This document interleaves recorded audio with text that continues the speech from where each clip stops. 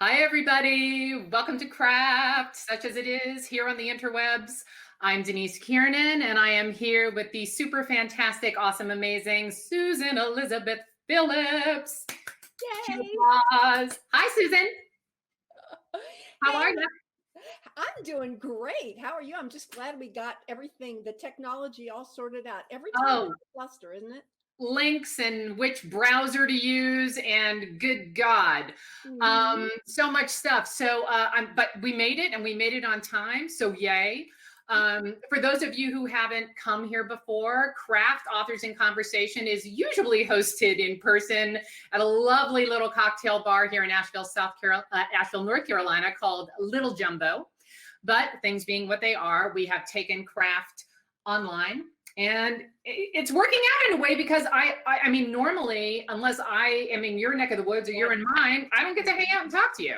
Yeah. And the last time you were in my neck of the woods, I was traveling. That's right. So we've spent way more time connecting online than actually across the table. Exactly. So, Mhm. silver linings in the midst of all of this, right? Oh, right. So before we get started, I'm going to give everybody kind of a little tour of what's going on here. So on my left, your right, you can see the chat.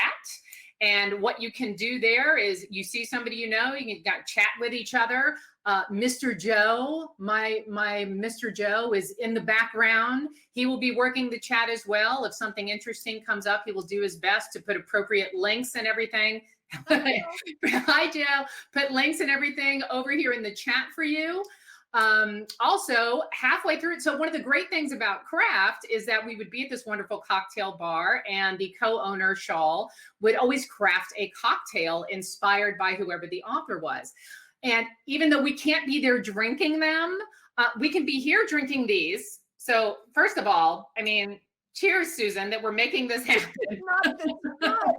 I'm so jealous. Yes, and Cheers. but we still have a specialty cocktail in Susan's honor that will be unveiled about halfway through the evening. I can't wait to hear what this is. I know I haven't told you yet. I think you're gonna love it. The title's just fantastic. So also, yes, we have the chat here. Down at the bottom of your screen, you see ask a question. That is where you should put your questions that you have. We're going to try and leave a good amount of time. I'm sure a lot of people have a lot of questions for Susan. You can put your question in there, or you can vote up or down a question that you like. There's also a little green button down here that says order signed books by Susan and Denise. How are you doing signed books, you might be wondering? I will tell you. So we work very closely with the wonderful, wonderful indie bookstore Malaprops. And if you click on that link, it takes you straight to a page that has Susan's books, a pre-order for my new book, which is coming in November. And Malaprops will get signed book plates in from Susan. So you can actually order today, tonight, during this event. Support a wonderful indie bookstore, and these independent businesses need everything we can do for them right now. And get a signed book by this lady. So who doesn't want that? Well, if they actually saw my signature, they might not want it that much, but at least it's authentic. It's mine. You have a future in the medical profession. So so this is wonderful. You can get the signed book. So we're making do with book plates and cocktail recipes till we can all be together again. I will also send a recap to everyone here, everybody's emails, kind of going over what we talked about, interesting things that come up, etc. And that is about it. So, Susan. Well, first, if you notice Sharon Mitchell over there, that's my assistant, Sharon. Hi, Sharon. I've heard so posting much away. about you. Hi. And it looks like Joe and Steve are kind of wiseacres. I would like a cheesesteak and sandwich and a beer. And Steve wants to know what Mr. Joe's wearing. Oh boy, I don't know that it's appropriate for us to talk about what Mr. Joe is wearing when he's, watching the whole Zoomy crowdcasty thing. It's pretty casual. Yeah. But you know what? Let me tell the story about how we, oh, jeez. Well, see, I was just about to say. Joe does not like our volume. He says Okay. you're a lot louder than me, and I don't like that because I like to be dominant. Well, but yeah, no one's ever told me I'm loud before. Oh, I've heard it many times about myself. I have turned my volume up all the way, Joe. So it's loudmouth over there. What can I It tell you? is. You know what? I'll move my microphone back and try not to be me. Oh my God, look who has joined us. And this is a perfect segue. Oh, Karen, hi. So because my first word, Can I tell Deadwood, Okay. all the places to meet a gal. But I got to tell the story. Let's go. We are going in. I am going into the South Dakota Festival of Books, which was so much fun. It was an amazing experience. But the night before, there was an event, and I was supposed to be speaking with Karen Abbott, who's one of Denise's dearest friends. I did not know Karen. I did not know Denise. I did not know anyone at this pre-event. So I go in and I'm trying to be really nice and chat with people. And but I'm feeling a little uncomfortable. I just need to go ahead and start drinking for this story. So I look at these two lofty women in the corner who are engaged in conversation with each other and look fierce. I recognize Karen Abbott's photo. I don't know this woman. I do not know the woman sitting across from her, but they look like they're really, really serious people. And I'm intimidated, okay? But I don't like being intimidated. And then I open the favors that we have, and we have penis chocolates as the favor. And that does me in. I mean, this is really tacky. It does me in. So I think, well, this will be an icebreaker. If I bring over the penis lollipops or the penis chocolates to them, they will either be appalled and be my best friends, or they will laugh hysterically and be my best friends. And, somewhere Miss Manners says, I mean, classic icebreaker. This is a Dear Abby stuff. Always the penis chocolates. I mean, you do that first. That's just good hostessing. And I want to talk about the romance genre with the respect it deserves. So this is not my favorite starting off point, but I go over to these two intimidating journalists and I'm Susan, and I got these. Did you get these? And they immediately fall apart and we become very quickly best friends. Indeed. Oh, yes. So much fun. We went out to dinner. And I went out to the Deadlands. Because I had a rental car, and I don't think you did. And you guys were so jealous because you had an event that you had to go and you couldn't drive out to the Deadlands with me. But we did use our downtime to take cowgirl photos. Yeah, I'm jealous about that. So you did miss the saucy cowgirl photos. Yeah.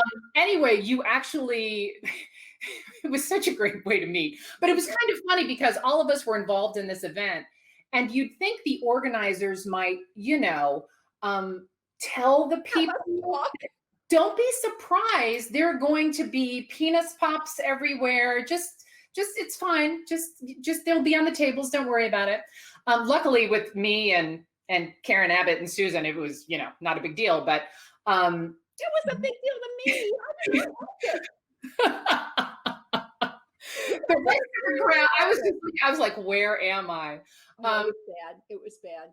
But you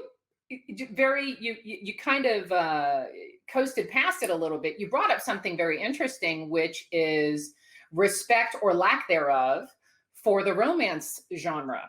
Yeah.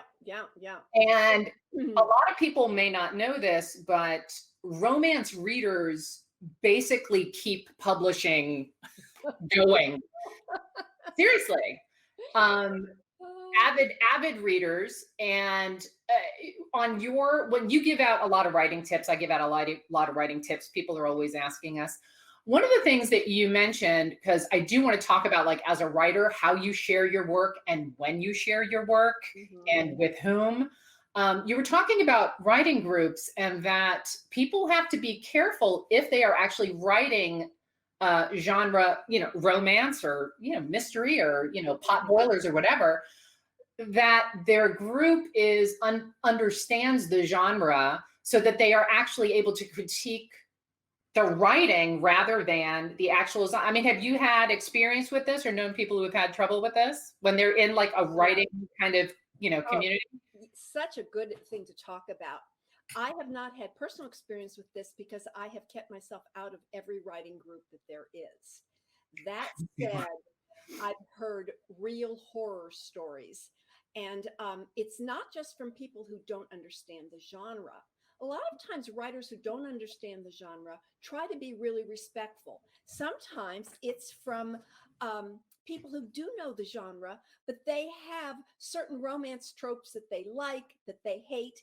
And what happens, and this isn't just with romance, it's with any writing group, is the people in the group try to impose their own vision Yep. on what the author's work is. And that can be a real problem. I think as a writer, you have to distinguish between whether they're criticizing craft, which I think is a legitimate thing to talk about, Sure. or whether they're criticizing your voice and your vision.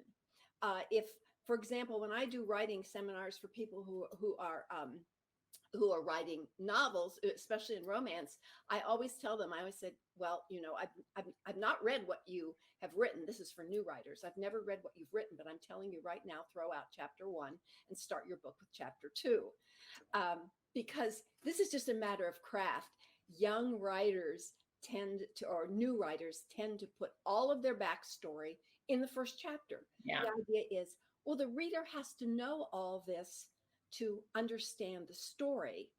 But the way we separate the big girls from the little girls is when you get to be a big girl, you have to figure out how to work that exposition and backstory in seamlessly as you're unfolding the book, and not just dump it in chapter 1. And I can talk about this because, boy, if you go back to a couple of my early books, I've done the dump. And I just hope readers will stay patient with me and realize it'll get better. And I was sort of learning in front of everybody. But I do find that, do you think that's as true in writing nonfiction as it is in fiction? Well, yes, I actually do. If you're doing narrative nonfiction, which is what I do, which is what, you know, Karen Abbott does. What's interesting to me, and why I love talking to people who write fiction as well, is so much of the approach and the craft is so similar, whether you're doing narrative nonfiction or you're doing fiction. You want a reader to start the book and be intrigued enough to want to go with you into the next chapter, onto the next page. And you may not, they may not have all the information right then, but you don't usually get all the information in life right then either. Yes. And if you're telling true stories, if you're telling factual stories, because I would argue you and I both tell true stories. If you're telling factual stories, you're just kind of hemmed in by what you can use. Right. Yeah. But a lot of the approaches are very much the same. And you say, you know, get rid of the chapter 1, start with chapter 2. A lot of times when I'm writing and I'm editing, I will go back and I'll like lop off the first 2 paragraphs of whatever a chapter is and see what it looks like if I start later in the chapter. Was there information at the beginning of that chapter that could fit in somewhere else? When you're doing narrative nonfiction, how do you choose that starting point? Are you going to take a point of high excitement about whatever event and put it in the front and then backtrack? Or how are you going to choose that moment? I've done both. I actually do like to actually in Girls of Atomic City and The Last Castle, and We Gather Together, the one I just finished up, I do start with a short chapter that takes place usually about midway through the book. Right. And it just gives you, hopefully, a little bit of a flavor of who's involved, what some of the stakes might be, or really just kind of setting a scene and sort of hopefully evoking a feeling about what this world is going to be. Because when you talk world building, I think approaches can be very similar with narrative nonfiction and fiction. I mean, I believe you're a fan of like the Pinterest boards, right? To create your world. To create, especially if I'm doing interiors. The book I just finished, I didn't do them with, but with Dance Away With Me, where I needed to know what that schoolhouse looked like and what the cabin looked like. Yeah. And I kept the boards closed until the book was done. But here's an interesting issue that happens with fiction. so many of us have moved away from the prologue, from writing a prologue in our novels. Dance Away With Me is the exception, because I hadn't done a prologue in ages until I did it. Because what tended to happen was, if you did, and I did this in my book Hot Shot, and it was a mistake. I love that book, by the way. Just make it through the beginning and ignore my mistakes. I start at this moment of high excitement. The supposed hero of the book, the bride's getting married. This guy rides in on a motorcycle. She's saying her vows. He sweeps her on the motorcycle and drives away with her. And then we go back to the backstory. Yeah.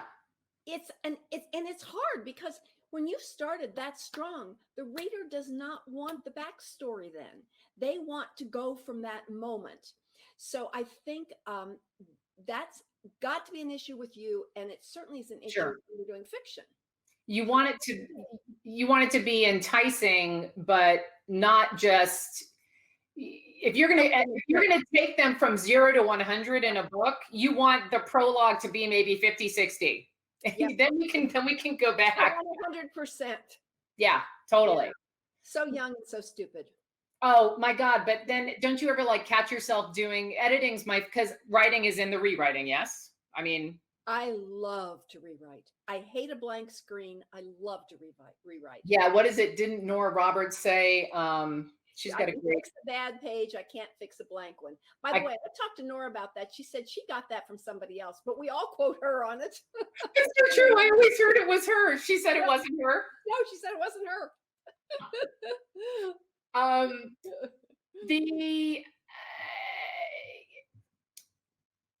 The rewriting, to me, if you let yourself get through, I write very messy first drafts. Me too. Oh, just train wrecks. Yeah. But if I know that there is a beginning, a middle, and an end, then I can go back and I can fix it. That structure underneath you. But before then, it's like writing, Doctoroff talks about writing into the mist, where you've got the headlights and you can only see to the end of the headlights.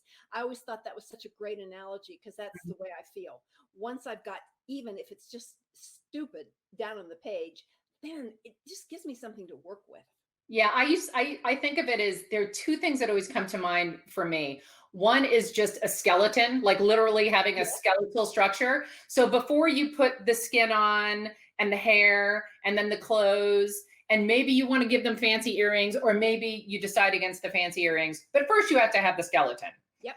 Then you can layer all those other things on. And frankly, like Coco Chanel says, you look in the mirror, the first thing that catches your eye, take something off. And that's the same thing with writing. It's funny you mention the skeleton thing, because when I do workshops, I use the tree analogy, where you're building a trunk, and then you put a branch here, and then you put a branch there, and then you let it leaf out. It's that same concept. But most of my writer friends do not like revisions. They like the blank page work. And I think that that's because I'm way more neurotic than they are, and way more insecure. I love revising. And actually, I'm going through a special kind of torture right now, because I'm having to record the audio. I'm recording the audiobook for my book. And you want to make changes. Oh my God. It is just like, you reread everything and you're like, oh, I would do that differently now. Yeah. But so we gather together, which I happen to know is coming out November 10th, like a week after elections. Good timing. So have you started recording it yet? Just did some test setups today. Yeah. Have you recorded one of your books before? I did The Last Castle, but it was very different. So there's a whole studio setup, and there's a building on the Upper Peninsula of Michigan, and it's just all these different studios and sound engineers and directors who do nothing but direct audiobooks. And you go in these rooms, and little tight sound booths, and you record, but no one's flying anybody anywhere now to do anything. So we have a little makeshift. I will be posting some of this on, I'll be posting some on Instagram and Facebook and stuff. We have a little makeshift sound studio in my living room right now. Do you have a director, or are you just going to read?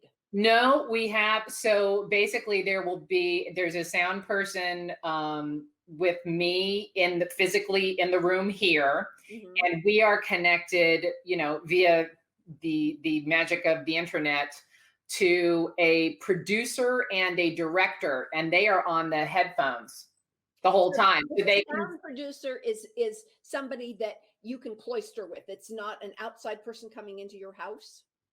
No, there is a person coming into my house. Okay. But then there are two other people who are not in my house who are actually in Right, Los I got that. Angeles. Yeah. So the person who's coming into your house, take their temperature, ask them if they've been overseas, ask them if they have a temperature, sore throat, if they can taste I the smell. I am very lucky because they said we have a studio you can go to and we vet everyone. And I said, I actually happen to know someone and Oh, I can use him. So I am very lucky and very I'm very fortunate to know people in the business who can help me out. So so I I know have where a he's been. question for you. So I know his wife. Yeah. I went to your website today and you like get all mysterious about your about me section.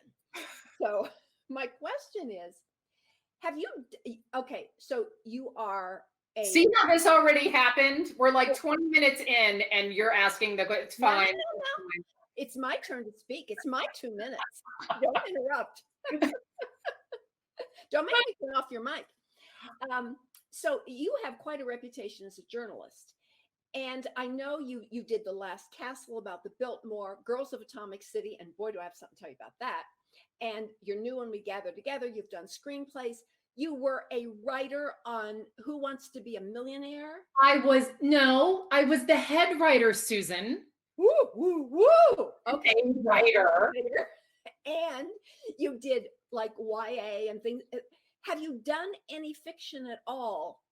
And are you hiding it from us? I am hiding it from you. I do. I actually don't. There of all my nonfiction friends, I don't know any of us who have not done fiction, either short stories or essays or books. I have written a novel. In fact, Girls of Atomic City was originally a historic novel. I mean, it was historical fiction. And I had done so much research. My agent just said, yeah, do you just want to do this as a nonfiction book? And I did, and I think she was absolutely right. Because I had enough factual material and enough interviews and enough research to flesh out or what I found to be a really interesting story. And if you have that, I think it's some of the stuff that's in that book. If it was a historical fiction, people would say, oh, she pushed the envelope a little too far there. But when it's like all 100% completely true, Yeah. it kind of lands differently. So sometimes I think, and I mean, and that's an interesting question. I mean, when do you make that? When do you make that decision? Because I mean, anything I've done could be historical fiction, but right. Well, Well, so as you know, I mean, once you're in the business for a while, there are expectations of like, there's a little bit of a stay in your lane thing going on. mhm.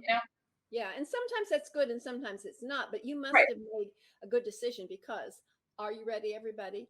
That book was the winner, 2014 American Political Science Association Woodrow Wilson Foundation Award for Best Book published in the United States on government, politics, or international affairs. And that is not as boring as it sounds. But are you ready? I'm going to wow you with this. One day when I was in high school, this was in Columbus, Ohio, just a nice little middle class neighborhood. My dad was an insurance agent, mother was a teacher. I came home, I walked in the door, and guess who was sitting in my living room? Edward Teller. What? Why? I have been saving that one for you. Yikes. I know. It was just this weird thing. My uncle, who lived in Cincinnati, was the head of the science teachers, high school science teachers, and they did a big banquet every year where they brought the top high school students into Columbus. for a banquet, and they always brought in a big speaker. And Teller was a speaker that year, and they needed to do something with him. My uncle needed to do something, who had lived in Cincinnati, needed to do something with him before the event. So he brought him to my parents' house, and they were all sitting around drinking cocktails. Edward Teller in my living room. And the main thing I remember was really those big bushy eyebrows. Yeah. You see him in the photos. I really, really remember that. And then the next year I came home, and Linus Pauling was having martini, only gin. He said, told my father to cut out the subterfuge, give him straight gin. And that man sat there, and he talked to me. Now, I think I was a junior in high school at that point, and he knew I was studying French. So he would converse with me in French, and then he had me sit next to him at the banquet. Now, Wow. I'm flunking chemistry. Okay. Chemistry. And there was Linus Pauling. Isn't that funny? Wow. That is amazing. And Dance Away with Me is actually takes place in the Tennessee mountains. Yeah, it does. I mean, that's like Oak Ridge, that's like Oak Ridge territory. Yeah, I know it is. I didn't mention that in the book, but yes. How did you choose and I love all of your names, and words are obviously so important to us as writers, but like Runaway Mountain and Tennessee. Yes, Poorhouse Creek, all of those sorts of things. How much time do you spend? Because sometimes I latch onto the strangest things that kind of keep me going through a story. How much time do you spend like thinking, oh no, that's not the name, that's not the name? Like, do you need to know so you can like go into the world? Yeah, I kind of do, but Yeah. I will change things as I go through. And I know when I was looking for some of those Tennessee names, I look at the names of towns and I take part of this and part of that. And the little Broken Chimney coffee shop, I think I took broken from something and chimney I saw from another. And it either works or it doesn't. I know that the hero of this book, Ian North, who's this enigmatic street artist, I had him with another name at the beginning. I can't even remember. Really? It just didn't work. Not Ian Hamilton North. Yeah. The fourth. And that is important as the story unfolds. But I wanted to write this story. So in Dance Away with Me, Tess is this grieving young widow. She's a midwife, and she's escaped to this like remote cabin above the town of Tempest, Tennessee. And she's she's a mess, and all she wants is to be left alone. And then this enigmatic street artist charges in, and he has settled in this schoolhouse that's been rehabbed, this little old schoolhouse just right above her cabin. And he is at a crisis in his life. All he wants is to be left alone. Now, this is not going to happen, obviously. So we have a love story and a story about family and community and all these kinds of things. And grief, which is always a very powerful. Well, you know what was interesting? When I knew this guy was an artist, but I couldn't figure out what kind of an artist he was. And I was talking to my son when I was starting on the book, and I said exactly that. I just can't figure out what kind of an artist he is. And he said, Mom, everything today is street art. And it was just like that. Blew my head. That was just a gift from the gods. Well, see, I was going to ask you when you're writing these stories, because so much, especially this book feels very now, right? There are references to Banksy and, stuff like that. So as a writer, wanting those stories that are going to be timeless, but yet at the same time feel very now. Yeah. That could be a really tricky thing to do. Yeah, it is. And it's tripped me up in a number of books. In one of my early books, I think the first Chicago Stars book, It Had to Be You. One of the commentators is O.J. Simpson. So that had to go. I'm making a few, I'm going to make an addition to one of my old books. And I looked, and there's a reference to Bill Cosby as a role model. I mean, those things really do trip you up. But I also think readers are smart enough to look at copy edit dates or copyright dates, and they know what's going on. But if you can fix it, it's kind of nice. But it also is it's also important to remember that, I mean, one of the reasons you're in the situation you're in is because you really just dove into writing. I mean, you were a theater gal, you know, I was a high and school teacher, a yeah, mom, high school and teacher, mom, and then you dove in and you were like, I'm going to make this happen. And one of your earlier books actually just is recently, like a book from the 70s just got released. Is that correct? 78 or something? Like, not It Had to Be You, but Honeymoon? Oh, Honeymoon. That's a book from the early 80s. Early Yeah. 80s. Yeah, Okay. well, there were three of those that are kind of big. Fancy Pants, Honeymoon, and Hot Shot are sort of bigger books. I wrote those kind of the end of that glitz and glamour period. Uh-huh. So it's it had more romance in it than maybe glitz and glamour, but it does have that. I think that might come back soon.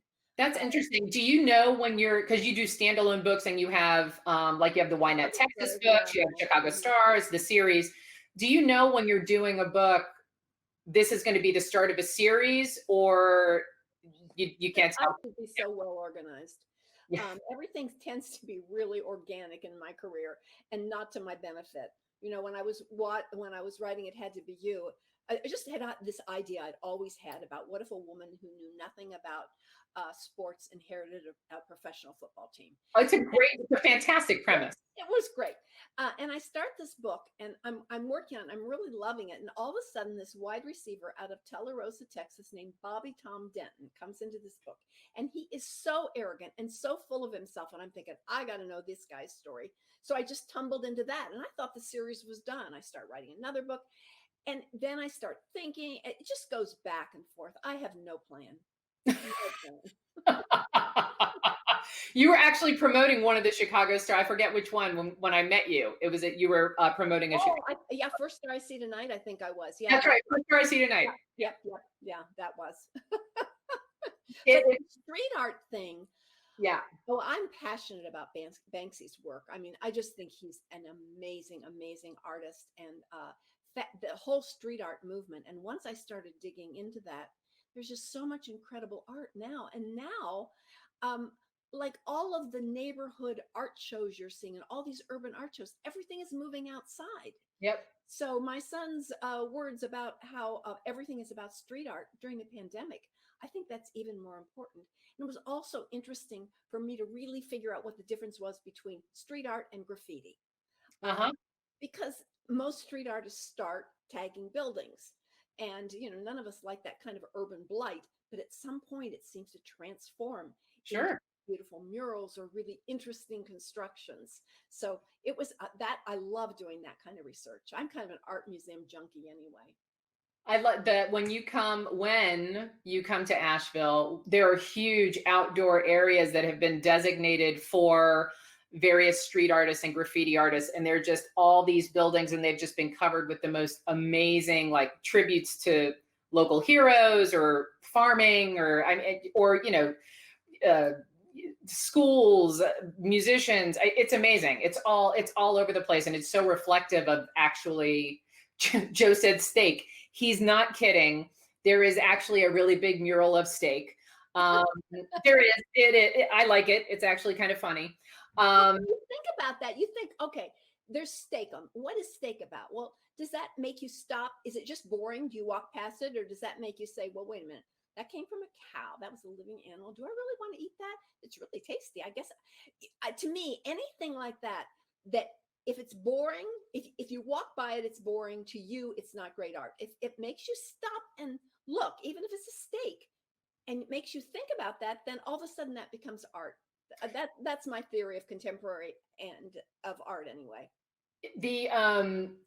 I want to make sure, and folks, if I know some folks have been putting a couple questions in the chat, be sure to put them in the ask a question. I don't want to miss them, and if I do, just let me know down there. Before we start talking about any questions, I think it would be lovely to share Susan's cocktail now. Yes. Yes. So I'm going to share my screen with you. And there it is. Let's see. Ta-da! Do you see it? I do. What is George Dickel? George Dickel. Joe, do you want to talk about George Dickel? George Dickel is it's hard to explain the obsession that people have with George Dickel. And it might be more, I mean, actually it would be, it's a Tennessee whiskey, which is why Shaw, the wonderful Shaw, the co-owner of Little Jumbo, subbed out. So a Price Above Rubies, he does things that are inspired by old classic cocktails. He has cocktail books that go back to like the 1800s. Right. And there was something about a Price Above Rubies, he said, that made him think about really, you know, indulgent, lovely romance novels. But it's not usually George Dickel. But because George Dickel is such a legendary Tennessee whiskey, and the book is in the Tennessee mountains, it's like, oh my God, it has to be George Dickel. So yes, this is your cocktail. This is your this is your life. This is your cocktail, Susan Elizabeth Phillips. What is the what's the Amaro Montenegro? That's a liqueur. What does it taste like? It's slightly bitter. So Amaros they're digestives. So it's one of those kind of somewhat bitter things that you would normally drink after a meal to kind of right. Think of like a limoncello, but it's not a limoncello. Right. But right. in the same sort of way, you have it after. But you can also use it in smaller amounts if you want to. Joe's just blowing up. You're going to learn everything you ever need to know about liquor over here. So you can drink an Amaro on its own. I happen to like Averna, which is a different Amaro. Right. But you can also add it, small amounts of it, like this is half an ounce, to various cocktails. And they tend to be, you know, slightly bitter, but I like them. So you're gonna have to give it a try. This will also, you guys can come back to this link and replay this talk at any time. I will also be putting the cocktail recipes up on my website if people want to see them. And then stuck with this. Yeah. And Inhuman Punishment. I'm sorry. I'm so sorry. I go with the big gulp, big gulp red. You were smart. Yes. So button down here is for Susan and I's books. I'm going to go to ask a question. You know, I saw a question early on. Somebody wanted to know how difficult it was to write about Tess and Bianca. I won't read the whole question. Oh, was that in the slide here? Oh, there it is. Yes, Jessica. And how difficult was it to write about Tess losing Bianca in childbirth? Yeah. Fortunately, that scene there was a lot of technical stuff involved in terms of the research, so I could kind of detach from it. That particular scene did not make me cry, but the follow-up with the baby, holding that dear baby, yeah, shed a few tears over that one. But I love those whole stories about what actually makes a family, because we have some bonuses Bill and I have some bonuses in our family that are so dear to our heart. And so that's a theme I really like. And I love the grandparents in this book. They were fun to write. I kind of modeled Diane, the grandmother. I kind of modeled her on moi. I was gonna ask you, because I know like your traveling buddy Helen. Yeah. Like, he's been an inspiration for things in the past. Yes. Yeah. To what extent do you take from your life, whether it's you or? I hardly ever do. Really? It just popped up in this one because I just thought she was an interesting character, and her fierceness I thought was really something that I understood.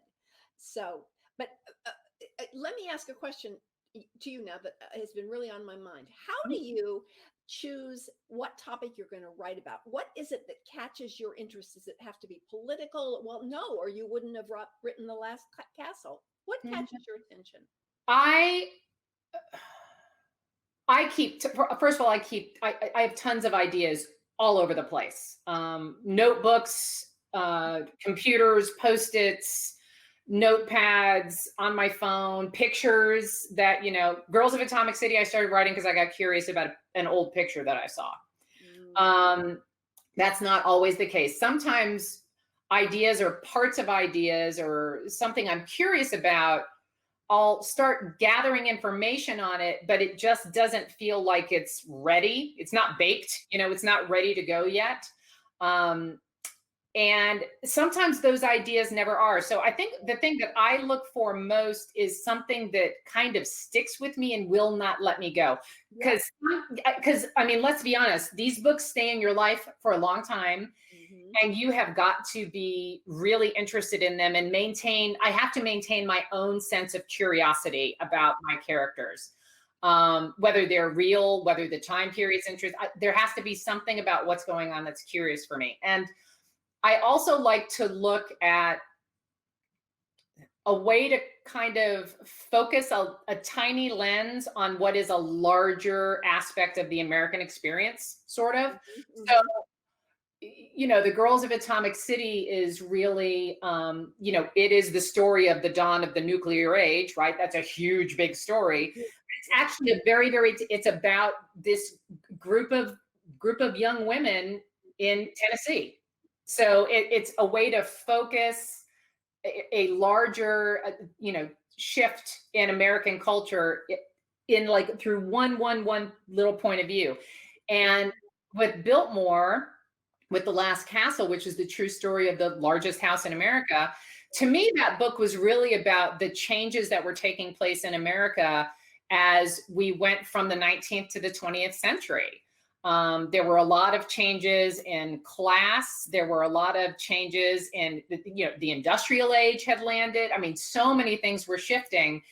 And what better way to kind of look at that shift in time than through this one house, this one family that, saw all of this in its own way. So to me, there has to be enough there that keeps me curious. There has to be enough research. I mean, doing narrative nonfiction, you do want to make sure there are enough resources for you to layer in interesting aspects throughout and make sure you can really build out the world with real stuff.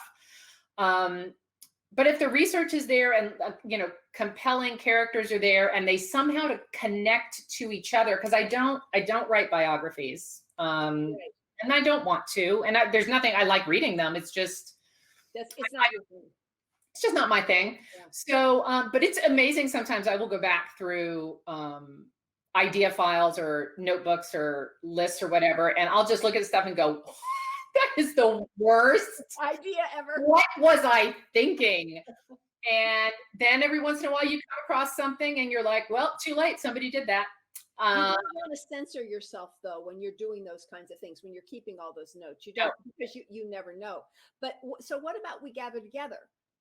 So We Gather Together, which really is a take on American history as seen through our relationship to giving thanks. And I've always been interested in the concept of gratitude, and it's getting a lot more research. There's a larger body of research now about the benefits of having a gratitude practice and being grateful, especially when things aren't going so great.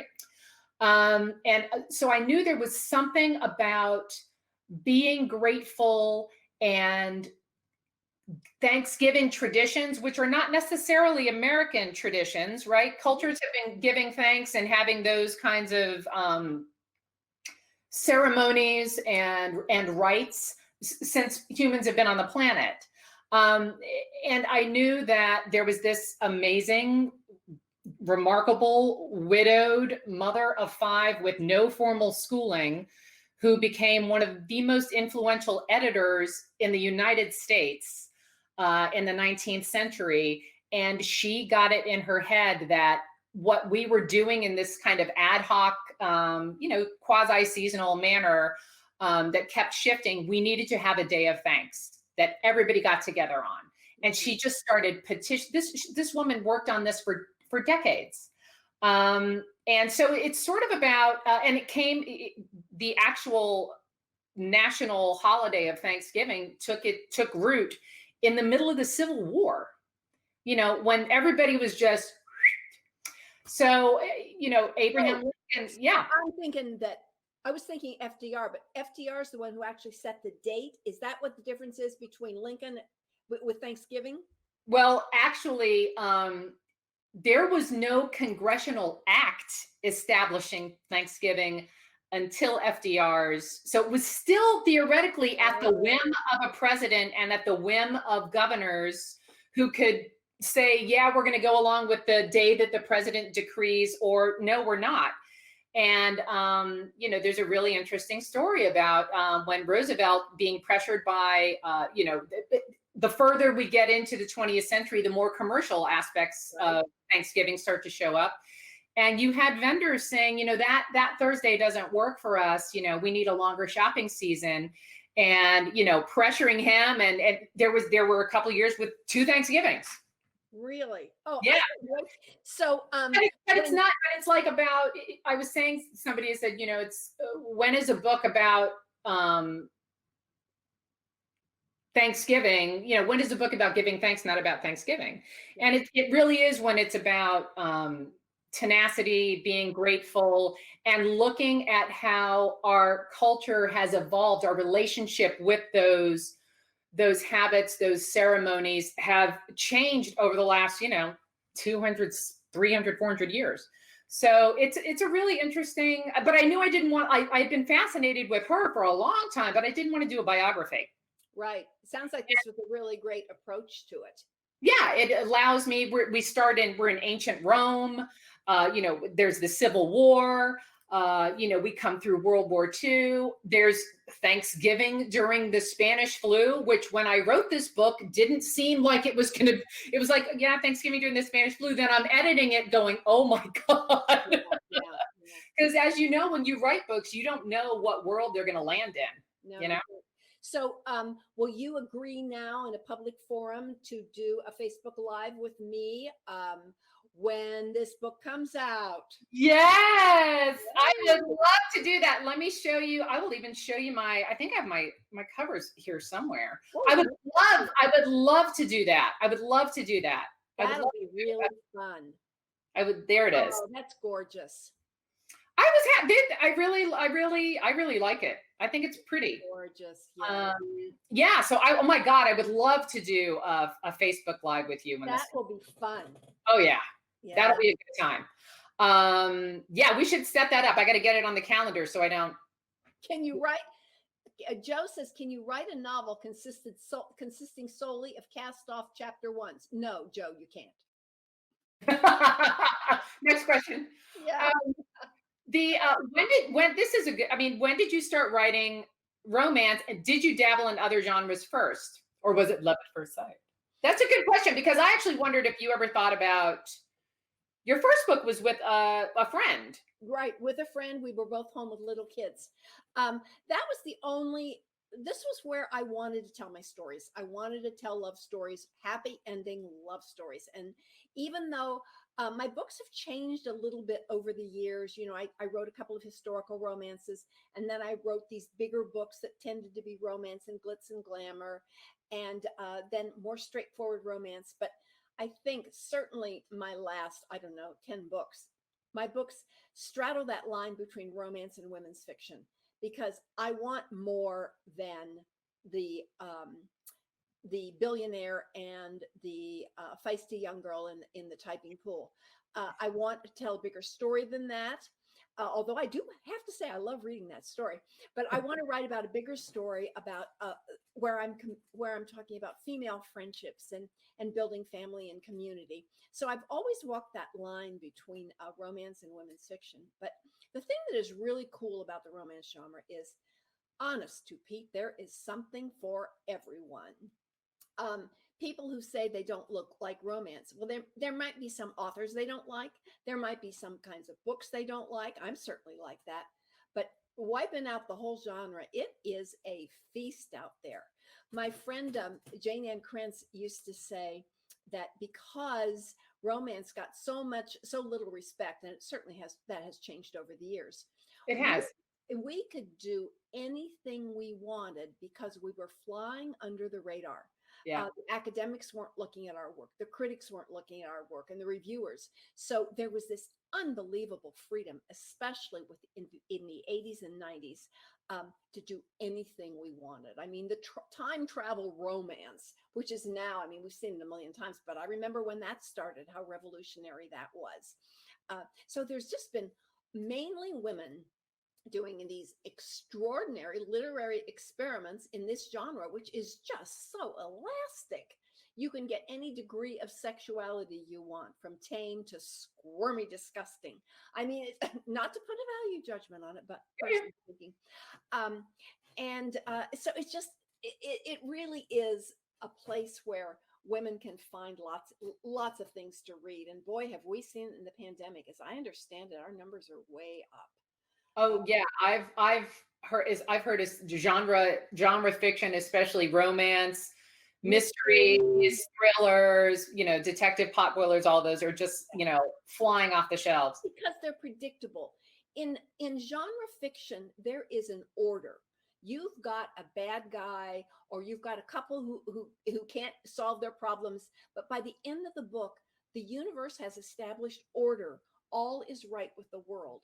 And that is a powerful message for us right now. It's no wonder that not only are readers finding new authors, but a lot of them are just going back and rereading their comfort. There's a comfort to that level of expectation, I think. I think there is too. It is like kind of slipping into a warm bath, and you sort of, what you're going to get. And even if you don't know how you're going to get there, it feels like a nice, safe, warm, loving place to be.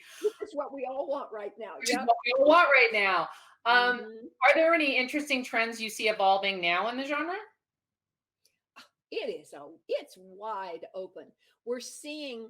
Would you advise young writers who were interested in going into romance to do it? Do you feel like it's your passion? I think you have to write where your passion is, and of course, in all fields now, we have self-publishing is exploding everything. Sure. It used to be the writers who were on the first crest of that self-publishing wave, I think, really hit some gold mines. It's a little tougher now because there's so much out there. We've always had diversity in romance, but we're seeing a lot more of it, and that's been a real difficult struggle. I remember back in the 80s, I knew that I had a lot of African-American readers, for example, and they were reading my books, but I knew that they wanted African-American heroes and heroines. And I remember talking to publishers, editors at every publishing house, and they would go, well, we know, but we don't know how to reach those readers. And it was like, those readers go in bookstores. So a lot of the minority authors, the diverse authors, have had a real struggle. And are we seeing an explosion with some great authors right now, with some great diversity in romance? And romance is going to be where it happens. We're going to be the target, and we're also going to be the garden where all this grows. I love that, the garden where it all grows. I'm a writer. Yeah, I work with words. Yeah, speaking of great, we have S.A. Cosby next week, Blacktop Wasteland. Oh, cool. Yeah, which is going to be spectacular. Do you ever write by hand? Handwritten first draft or typed on a computer? No, I write on the computer, but when it comes to, I write 3 scenes and then I don't know where I'm going next. Then I pick up my yellow pad. Are you a pantser? I find that I can only brainstorm on paper. Like my example is when my husband has to think something through. He sits down in a chair and he thinks. I sit down in a chair and my brain goes, groceries, make the bed, here, there. I can't focus it. So I spend a lot of time with yellow pad, just brainstorming, figuring out where I'm going next, and then I'll run to my computer. But yeah, I much prefer writing on screen, but I just have to harness my thoughts. What about you? I actually, I outline. So. Well, aren't you something? No, but listen, my outline is because there are plotters and there are pantsers. It's the skeleton approach. Like I need to kind of know what's going to happen before I start. With nonfiction, I mean, you've got to have some kind of a structure. The outline, yeah, because you can't just move something if you want. That would work better if it happened 5 years later. Well, it didn't happen 5 years later, So it's got to stay, so yeah, we are kind of hemmed in by, especially by timelines in that respect. But I also kind of like to know, even very loosely, where I'm going. And sometimes my outlines aren't so much as, I think we were all cursed with, outlines in high school, like MLA handbooks and, numerals. With me, it's sort of like conflicts and resolutions, conflicts and resolutions. And then like the whole book overall might have an overarching kind of conflict and resolution. But do you know that going in? No, sometimes it comes to me. Certain little germs of it, I might. I do mind mapping. So I'm a big mind mapper. So I have giant whiteboards. The screen is hiding my process, my messy process, but I have giant whiteboards that I will write people's names and events and years, and then just like put little arrows about what might connect to something else, because it doesn't have to necessarily just be connected by when it happened. Right. Yeah. So connections beyond a timeline. So I do stuff mind mappy by hand, right on the computer. Yeah. But I edit on paper. Really? I do. Oh, yeah. Oh, you mean you print out hard copy? Yeah. Yeah, I print out a hard copy, and I get a pencil, and I will often lay out pages so I can see rhythm. Because one of the things about writing on a computer is sometimes it's easy to miss kind of the rhythms you would catch on to if you were a reader. And I find when I print things out and see where the paragraph, see where the breaks are, and it just helps me get an understanding for the rhythm of a particular chapter or section. If I see it differently in hard copy than it does on the screen. Totally, it looks completely differently. Yeah, I did a book called Hot Shot. It was one of my early big books, and it was the story of the personal computer industry with a woman at the center. In other words, I put a woman in the garage with Jobs and Wozniak, okay? And that was the closest I came to where there was a certain structure I kind of had to follow. And it's the only time I've had to deal with that, because even though these were fictional characters, I was basing it on a real timeline. And I kind of liked having that discipline to sort of rein me in. It does actually force you to adhere to, there are certain parameters you can't kind of blow out, or if you're going to you have to find creative ways to connect different storylines if they did not happen at the same time in the same place. So it kind of makes you bend. You've got to kind of be very malleable up here, or sometimes it just doesn't work, or sometimes you do it very poorly. It happens.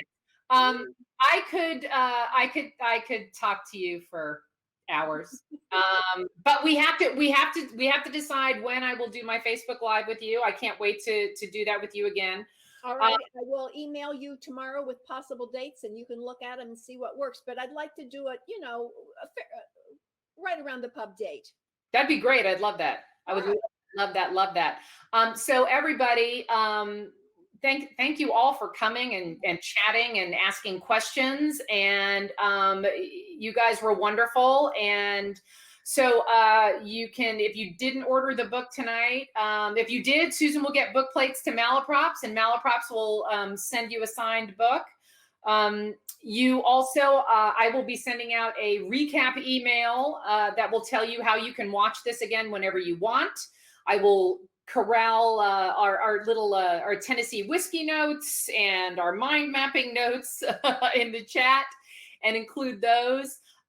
Please support your local independent booksellers. You're all readers. Reading is wonderful. And your libraries, and support your libraries. We're all lucky to have all these places. And next week is S.A. Cosby, author. Stephen King thinks he's the bee's knees, author of Blacktop Wasteland. I'm super excited about that. The link is over here in the chat, and I'll send that around. And that is it. Much fun. So glad we could do this, Denise. We have to do this again in person at Little Jumbo with the George Pickle. But thank you so much, everybody, and thank you as always, Susan. You're a delight, and I look forward to talking to you again on the interwebs and then in person someday soon. Okay. Thank you. Thanks, Bye. everybody. Bye.